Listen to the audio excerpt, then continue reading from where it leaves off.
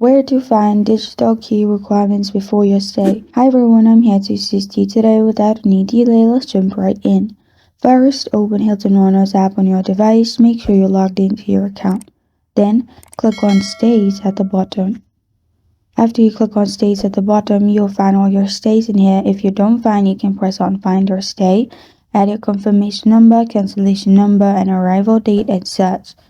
After you find your reservation, click on it and look for the digital key button. And also, if you don't see it, it may not be available for that hotel as well. And you'll find digital key below your reservation. You can simply click on it. And if you don't find one, you can directly contact the Hilton customer support as well. And this is where to find digital key requirements before your stay. Thank you for joining me today. If this video helps you out, please leave a like and subscribe for more. Got a question or want to suggest a topic? Comment below. Thank you for watching.